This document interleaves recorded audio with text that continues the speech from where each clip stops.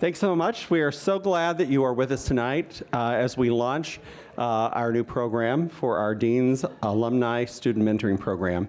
I came to the college a little over 10 years ago, and this has been something on our radar that we've wanted to create, and it's taken this long to get it to where we need it to be. But more importantly, I want to thank Laura Scanlon, who is our Assistant Director of Alumni Affairs. She's the one who really finally got this program off the ground and headed in the right direction. So please, thank you for all you've done as well.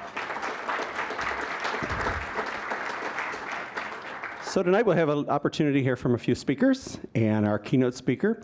And then at the end of the evening, we'll leave some time for all of you to kind of mix and mingle. If you'd like to stick around, we have the room until 9 o'clock. But first, I'd like to introduce our dean. Dr. Caroline Trotman was appointed as Dean of the Ohio State University College of Dentistry in August of 2021. Prior to joining the university, she served as chair of the Department of Orthodontics and associate dean for faculty development at Tufts University School of Dental Medicine in Boston. As the college's senior leader, she is committed to implementing innovations in the dental hygiene and dental curricula, utilizing contemporary technologies for education, patient care, and advancing the college research initiatives. Please welcome Dean Caroline Trotman. Thank you, Ted, and again, Ted, thank you for helping to get this program off the ground as well. Well, welcome everyone, and thank you for being here this evening to officially launch the College of Dentistry's Alumni Student Mentoring Program. I'm going to say a few words about the program and then a few words to introduce our guest speaker, Dr. Bruce McFerrin. So what is this program? Why does it matter? We're breaking new ground as this is the first ever external mentoring program for our dental and dental hygiene students. It will offer something important for everyone involved. It will be managed by the Office of Alumni Affairs and Development at the college, with some assistance from the Office of Academic Affairs. And my expectation is that the students and alums who participate in the program will appreciate enormous personal benefits. So how does it work? As best as we can, we have matched each dental and dental hygiene student with an alumni mentor based on similarity in personal and professional interests. That means that each student will have access to an experienced dental professional. You, our alumni, are the source of knowledge about the profession and the job market.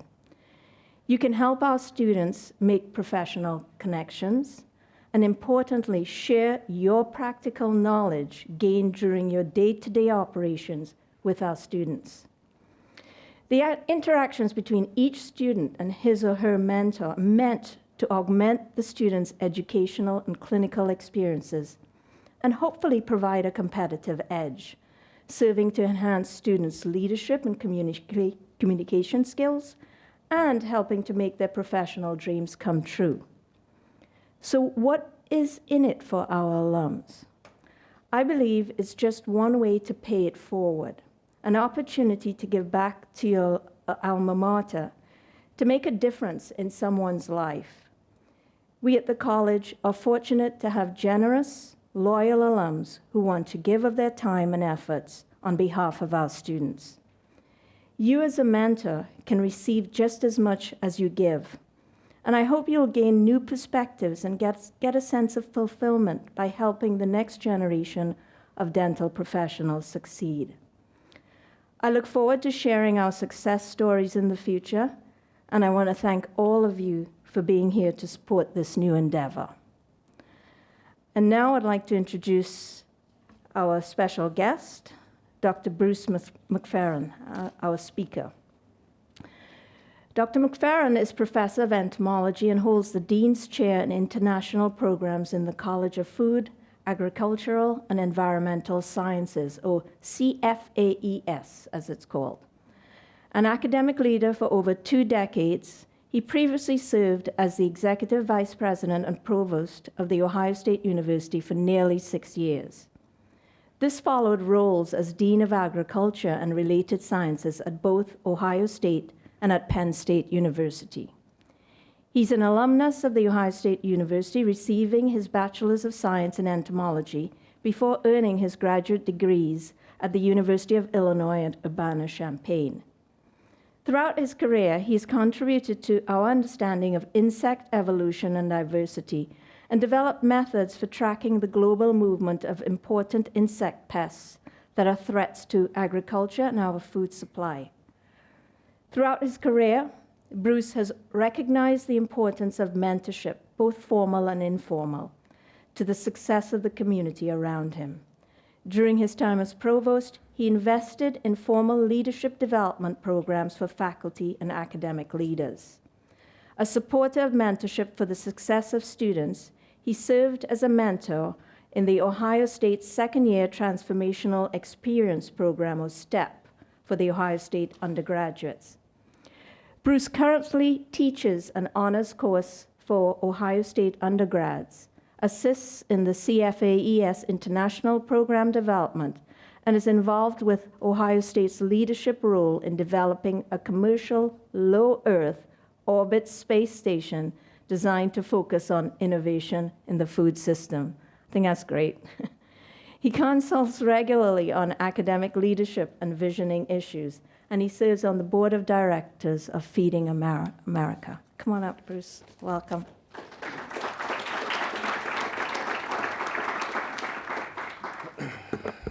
Okay, well, that's it. I'd like to clear the air before we get started. How many of you are third years? How many, keep your hands up, how many of the rest of you were affiliated with Ohio State for at least 3 years? I know we've got some undergrads that are second years. Yeah, I'm the guy that sent you all those emails three years ago. Sorry. I realize actually just what an amazing job you all did to keep your careers as students on track through the pandemic. I learned more than I ever wanted to learn about aerosol production from interacting with this college. We were a trendsetter. People were calling us from across the nation, asking what Ohio State's College of Dentistry had done to solve the problem of controlling, to be able to keep clinics open, to be able to keep students in classes. And I realized that first year was a little dicey in terms of being in class, but you succeeded, you're here, and congratulations to you. It was a lot of work by an awful lot of people that kept us moving forward. But I did want to apologize for all of the emails. It wasn't my idea, but as your consulting evolutionary biologist, let me just say that we may not be done with this pandemic yet, so let's all continue to be careful. I wanted to start by just reading you a letter. Dear Bruce, congratulations on winning the Junior Safety Speaking Contest in Union County. This is really something. Mr. Wilson told me about it at a conference this week. He asked, "Did you help your nephew?" And I said no, because if I had, he wouldn't have won. Nothing biased about me. That's a real achievement, Bruce, and I'm happy for you and proud of you. Best wishes for future achievements, Uncle Edison. June 24th, 1966, up in Marysville, Ohio. I still remember the hand signals for bicycle safety, in case anybody wants to test me later on. You know, I had terrific support, a very privileged childhood. Parents that loved me, parents that supported me. As you heard in the introduction by the dean, I am a Buckeye and a bug guy. You know, not everybody can say that, not everybody wants to say that, but let me just say that I rest on not everybody can say it. I started that trajectory at the age of 11 at the Union County Fair in Marysville, the same place I won, the same year, in fact, that I won this safety speaking contest in Ohio 4-H, which is part of what land-grant universities do. It's a youth, science-based youth development program. And it gave me the opportunity to discover a career trajectory back when a lot of people on career day were sort of stumbling around with what they wanted to be when I grew up. My mom typed label after label for my bug collection. I remember how supportive my dad was. My dad was a registered nurse. He had been in the Navy as a corpsman. He had done surgery on his own on a ship above the Arctic Circle, and when he came here to Columbus to nursing school, he wasn't allowed to give a shot unsupervised. So there was a lot to learn from those sorts of experiences, and our family shared those experiences. And I suspect that's true for a lot of you here in the room. That's part of this whole mentoring experience. But what I want to do is just tell you a little story about my progression from age of 11 wanting to be a bug professor to where I am now with the opportunity and the honor of speaking to you for a few minutes. So 11 years old, Uncle Edison, you've got your parents and you expect them to be behind you, but you get this in the mail. It was in an envelope. It had a stamp on it. Any of you know what those are? Yeah, a few of you, but most of you are laughing because you don't really know what they are because you haven't had one of those in a long time. This was a big deal to have somebody talking to someone else about something you did, and they take the time to reach out and say, "Good job. I believe in you. I think you can do more." And that was the start, whether I realized it or not, of this thing we call mentorship. And I've held on to this letter all these years because it's a reminder to me, first of all, to send letters. I'm an inveterate card and letter writer. But secondly, and more importantly, to remember that encouraging word spoken at just the right time makes a huge difference in somebody's trajectory. I think to high school days, I have to throw in another dad story in high school. We moved when I was, between my sophomore and junior years, we moved from Dublin, where I was going to school. A few years ago, I had a class with 6 kids from the Dublin school system, and they asked me which Dublin school, and I said, the Dublin school. It was a long time ago. But we moved up to Kenton, Ohio, in Hardin County, up about halfway between our Lima and Marion campuses.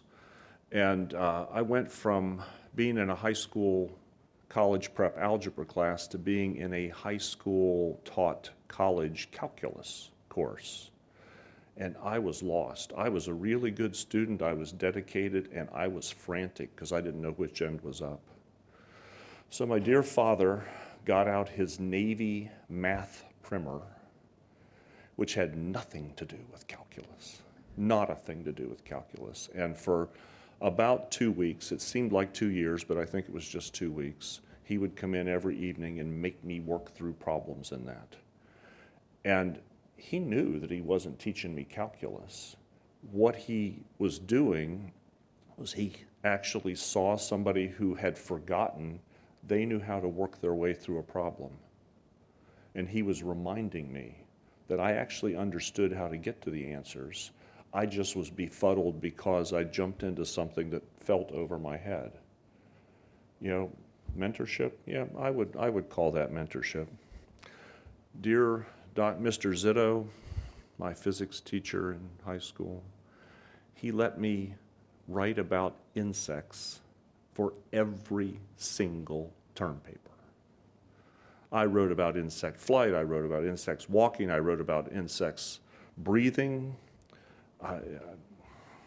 He fed the disease for sure. I came here to Ohio State because, hey, I wanted to be an entomologist. You're a kid in Ohio, you want to be an entomologist, where do you go? Well, you go to Ohio State. Didn't even look anyplace else.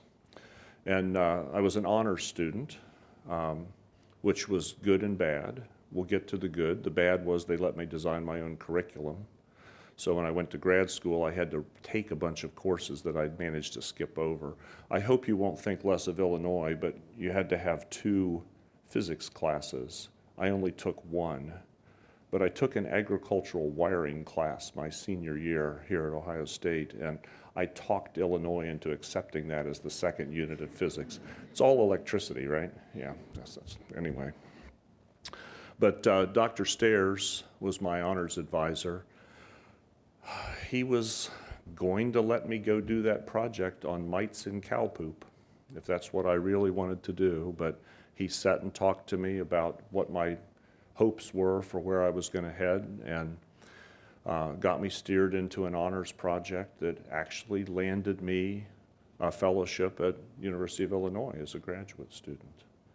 And so, just those being there, listening, saying, okay, yeah, I hear you, you're interested in this. That's a very exciting professor that's talking to you about this, but let's talk about where you really want to head, where you really want to go. Dr. Stairs gave me that nudge that brought me back to that point. Yeah, that's a great example of mentoring, the conversations we had. By the way, years later, when I came back as Dean of the College of Food, Agricultural, and Environmental Sciences, one of my first stops was in the Ag Library, and I went down. There used to be this sub-basement part of that library, and I found the journal that I used as my data source, and it still had the bookmark in the same place. I was the last one to touch it nearly 40 years before. And no one has read my honors thesis either, I'm sure.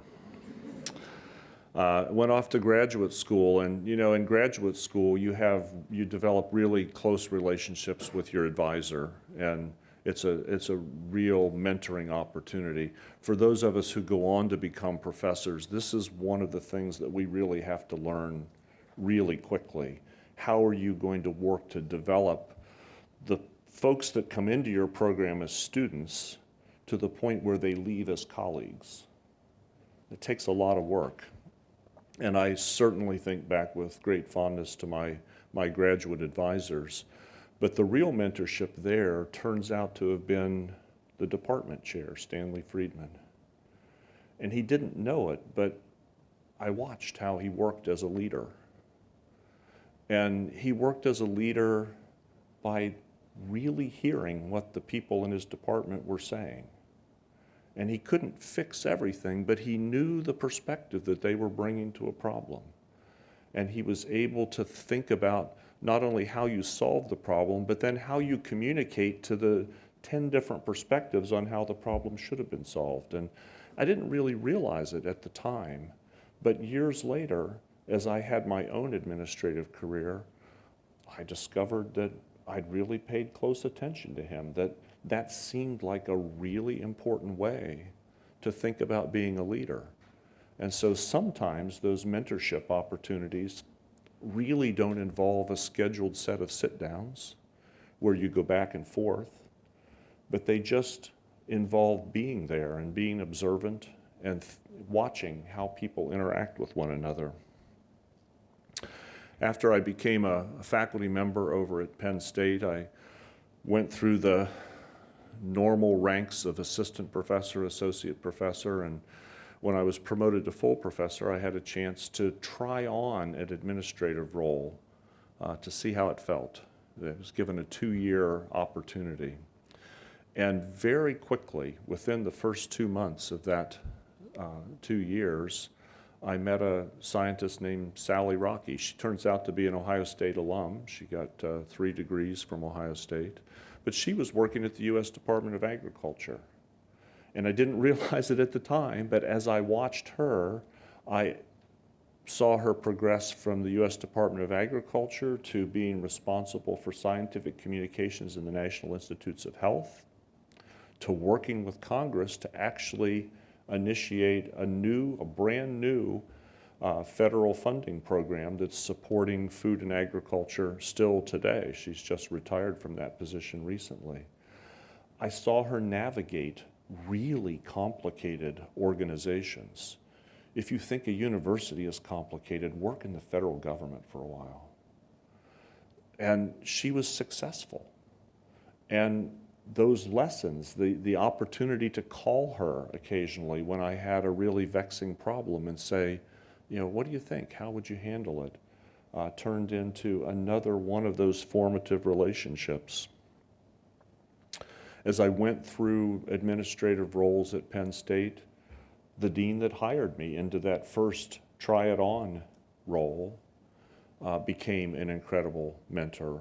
Bob Steele was a nutritionist by training, and I watched him navigate. Together we navigated the Jerry Sandusky crisis at Penn State, where we had to work with our students who were just devastated by what their university was going through, our alumni who were incredibly broken up by this incredible story and turn of events.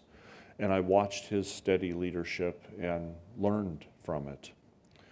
And then Gordon Gee, a name you may remember from multiple stints at Ohio State. Wouldn't surprise me if there's a third Gordon Gee era. I don't know. I don't know anything about that. But he's very happy at his second gig at West Virginia, I think. But Gordon had a propensity to say funny things that actually turned out to be, kind of controversial.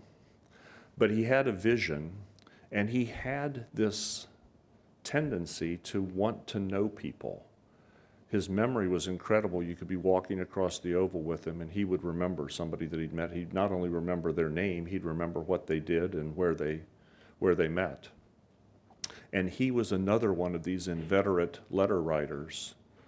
And people would actually receive a message from the president of the university congratulating them for something, or being glad that they ran into one another and had a chance to talk. Those little gestures mean a lot. And I adopted those and took them into my own learning as a leader to try to build connections with the people around me. My point in all these little vignettes, and I could fill in the gaps between all the names that I listed, is that your role models, your mentors, the people to whom you turn, show up everywhere. They show up in everyday life. This is a really important program to bring some formality to building a relationship, both for, as the dean has said, both for our students and for the mentors who are giving of their time to be part of this. But it's not the only thing you need to think about in terms of mentorship. It's building the relationships with faculty. It's one another in collective problem solving. You'll build these throughout your life, and they will be incredibly, incredibly important. And you've already all started these same lists. You've got the same kind of cadence, whether it's a relatively short list for some of our younger folks, or a robust list for some who've perhaps been around a little longer.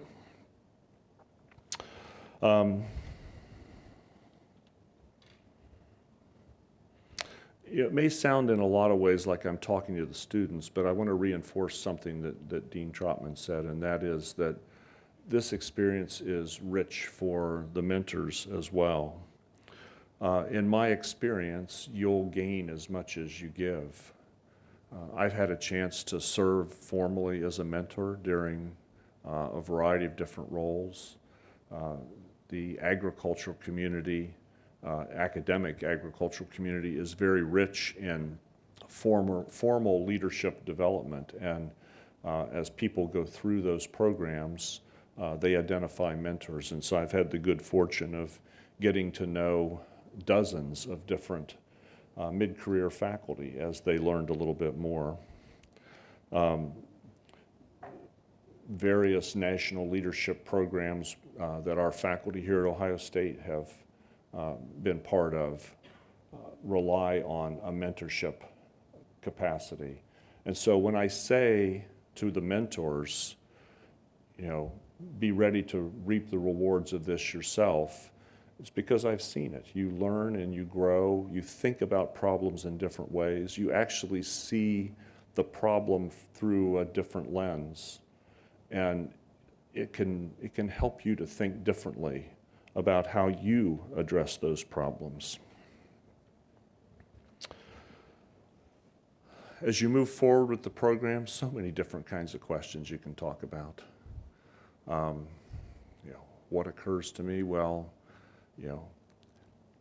how does the private practice world work, and how's that different than the way that we're seeing larger companies actually hire folks with your specialties? Speaking of specialties, should I be a general dentist, or should I take the time and effort to specialize in things? What do you think? What's your experience? And, we were talking at our table before the program, and, mentors, you're not going to know all the answers, but you can be connectors. You know people who do know the answers.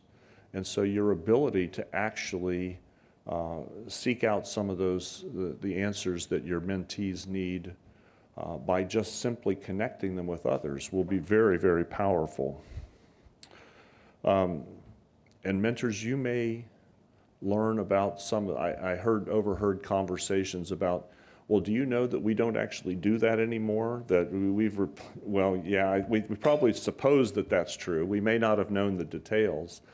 I'm in the classroom with an honors class this semester, and one of the things that's been very much on my mind is a topic called generative AI. Anybody familiar with that? If you're not, Google ChatGPT. ChatGPT is going to write every term paper I've ever assigned. Guarantee you. I'll guarantee you. And it's only going to get better. And there are generative AI programs that actually artists can use to create works of art. Generative AI programs that actually will build and correct and improve computer code. It's just a matter of time. This is going to be part of our workplace. And so, I'm sitting here thinking as a teacher, golly, do I have them write with pencil and paper in class for everything I want them to write?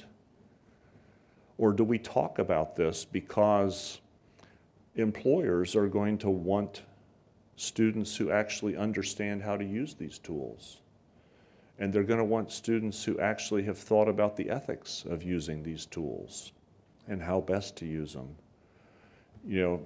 Mentors, this is the sort of interaction you can have with the students that maybe keeps you fresh as well in thinking about this. In fact, I actually asked ChatGPT to tell me what advice to give you. What 5 pieces of advice would you give to mentors as they start working with their mentees? Listen actively and attentively to your mentees' goals, challenges, and needs. Provide honest and constructive feedback while also being supportive and encouraging. Share your own experiences and insights, but also be willing to learn from your mentee. Help your mentee develop SMART goals. SMART: specific, measurable, attainable, relevant, and time-bound goals. Be available, consistent, and responsive in your communication with your mentee. Heck, we could have just put up the computer and done ChatGPT, and you wouldn't have had to listen to me talk about all the people that I knew for all these years. I asked it to do an assessment of my time as provost at The Ohio State University. It said, I don't really know anything about that. It actually said that. But as provost, he would do such and such. Would do such and such, but somehow 6 or 7 years of my life has disappeared, and I don't know, maybe I was away without leave, but the fact is that these things are going to change the way we do business. But I happen to remember back in 1973, in a room in the southwest tower of Ohio Stadium, because yes, I lived in the stadium when I was a student here. I was in the room of my unit leader, which is what we called RAs in the stadium. He was an engineering student a year ahead of me, and he had a new Texas Instrument calculator. That Texas Instrument calculator cost as much as a quarter's tuition. It was the brand new technology, and his faculty would not let him use it in class because you will forget how to do arithmetic. Imagine that. You got a calculator on your watch, and we wouldn't use it. These things are going to transform what we're doing. Students, you're in the midst of this. Share these things that are developing. It may not be this technology, but share the things with your mentors and make this a two-way street, because that's going to build a very powerful relationship. And you're going to bring things to your practice as professionals that are going to change the nature of the way you do business. And that's a good thing. So, whether it's, specific future-facing conversations like that, or whether it's just something that's, a more immediate question, it costs a lot to go to dental school. How long does it take to actually pay off loans? Those are legitimate sorts of questions that you can get opinions from. Long time, I think, is the answer, but that's not a technical term. But you're on the pathway to developing relationships that could really bear fruit for years. This is a 2-year program, but it doesn't have to be a 2-year program. And if you build that relationship, suddenly you've found somebody that you can reach out to 5 years from now that has some sense of what you're all about. Now, this is my handwriting, not ChatGPT. Enter into this partnership as your genuine self. Be honest, be curious, mutually curious, be respectful, and be grateful. And it will be a terrific program for you. If you bring your genuine self to these conversations, what you reap from the experience will be extraordinarily valuable and really set you up for just an amazing career. The Ohio State thing is a great start, but building that network of people to help you along your way is really going to make a difference in your life. And students, you'll make a difference in your mentee and your mentor's life as well. And so be sure to make it a two-way street. Dean, thank you for giving me the chance to say a few words this evening. It's a great program. Ted, I'm glad that it may have taken a decade, but you guys have it off and running, and I look forward to hearing the metrics of success as we move along. Thanks, everybody.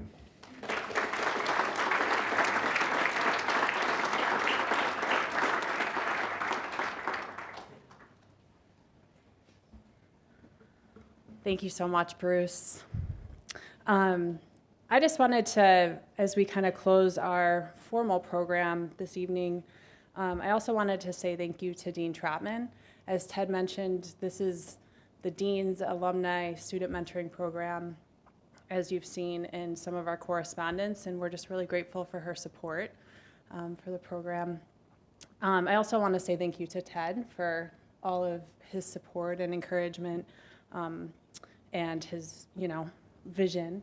And I also want to thank a couple of our student leaders who have been really wonderful to work with over these last few months as we've kind of worked on dreaming up this program. So Joanna Wang and Ian Creaser, who are, if you guys want to do a quick wave. So they're a couple of our ASDA student leaders. So thank you to Joanna and Ian. They work with the mentoring in ASDA. So very grateful for their insights, as well as Kirsten Zink, who she's the president of our dental hygiene senior class. So thank you to all the students who've been involved. Thank you so much to our alumni mentors who've stepped up to say yes to be a support to our current students. Just the wisdom and experience and knowledge that you will share with our students will be so meaningful for them. And we're really excited to hear back from you about how your experience is going. Thank you to our students for saying yes to being a part of this and for being just a really meaningful connection for some of our alum back to the college. I think it's been incredibly meaningful for many of them who've reached out to become mentors, knowing that they're going to connect with current students. So thank you for your yes, and just I guess a reiteration of Bruce's message of the mutual benefit that you all will receive from each other. But thank you to everyone for being here. Yeah, and just a reminder, all of our students and alum who are participating in the program have signed the program overview and have a sense of, what's being asked and what the time commitment is. So just a reminder that our hope is that you'll be connecting with each other monthly and being in person with each other quarterly. And for some of you, that's going to look very, very unique. For some of your mentors, they're maybe not geographically here, but they're close to home, or there's other ways that that'll get worked out. But just a reminder that we'd really love that type of commitment. And so for our mentors, again, we just encourage you to explore career possibilities, make those connections for our students, share your expertise and experience, and have fun. And with students, we just ask that you communicate openly and freely, that you honor appointments and commitments, and that you really engage in the process and allow the gifts and skills of your mentors to be a resource to you.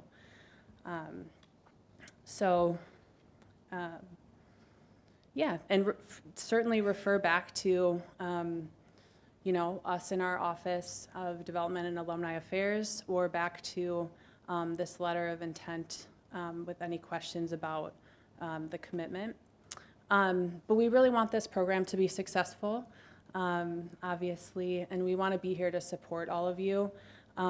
So we will continue to communicate with you throughout the program regularly. We'll ask for regular evaluations as well. But please never hesitate to reach out to us with any questions. And then, what's next? Basically, all of the student and alumni mentors have received an email from me introducing you to your pairing.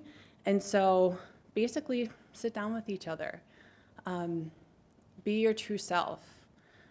Get to know each other, share your story. And there's a lot of encouragements of things to talk about in that email in the first time or two that you connect. So please refer back to that. But just get to know each other. Get to know about your interests and your specialties, or what brought you into the dental profession, what made you decide to come to where you are. So, yeah, and if there's any ways, I know some of you maybe have not talked yet to your pairing. Maybe tonight is the first night some of you are meeting or talking. But if there's any other ways that I can help you to get connected, I know I've heard from some of you this week, so just don't hesitate to let me know how I can help in any way. Is anyone who's here tonight looking for your pairing, the person that you're paired with? Okay. So I thought maybe anyone who, as we kind of close up, anyone who's looking for the person that you're mentoring or your mentee, maybe you can come out over in the coffee area. I know everybody has name tags, but if there's any ways that we can help you connect. The rest of the evening, like Ted said, we have the room until 9 o'clock. We still have some great refreshments in the back. So we just invite you to connect with your people. If maybe your pair is not here, your mentor or mentee is not here, connect with somebody who you haven't met, get to know each other. But we're so grateful that all of you are part of this program. We're grateful you were here with us this evening, and enjoy the rest of the evening.